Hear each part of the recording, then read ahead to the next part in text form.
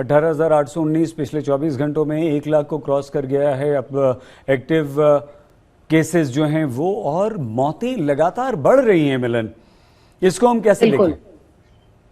बिल्कुल, देखिए अभी तक जो भारत सरकार के आंकड़े हैं उसके हिसाब से जो मौत के आंकड़े हैं वो सरकार कह रही है कि उन लोगों में है जो बीमार है या किसी बीमारी से ग्रसित है।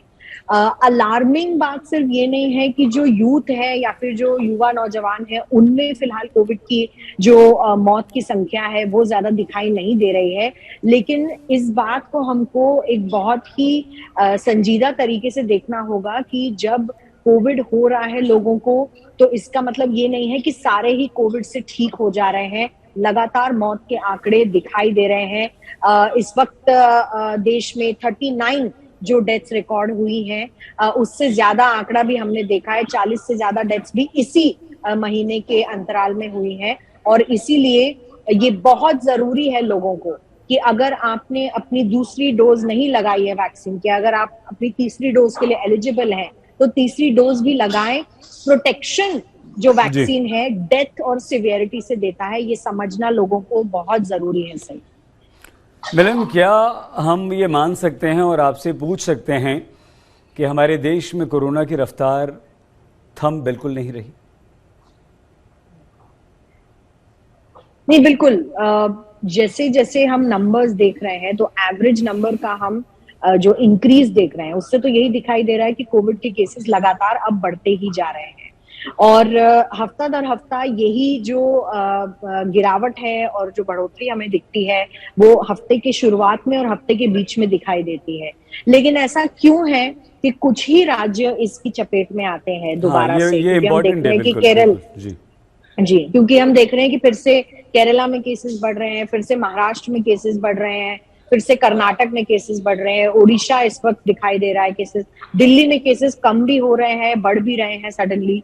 तो population density plus environmental factors, दो चीजें हैं जो इस वक्त दिखाई दे रही है हमें सामने।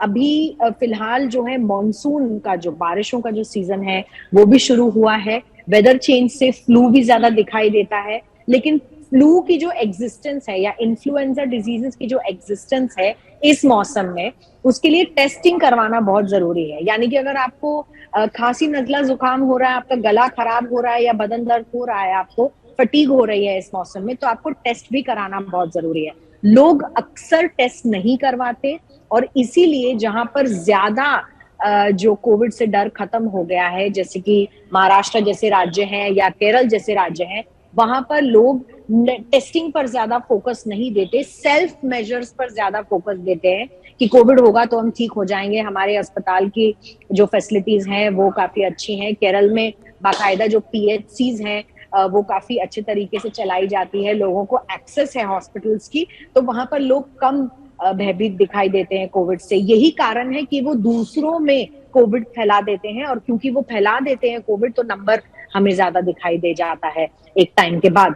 तो लगातार ऐसे राज्यों में जहां पर कंटेनमेंट नहीं हो रहा है कोविड का, वहीं पर ज्यादा केसेस दिखाई दे रहे हैं। दिल्ली में फिर भी आपको कई लेवल तक सख्ती दिख जाएगी, लेकिन केरल और महाराष्ट्र जैसे राज्यों में आपको बिल्कुल सख्ती दिखाई नहीं देगी। यही एक और कारण है कि वहां पर ज्यादा कोविड के केसेस दिखाई देते हैं।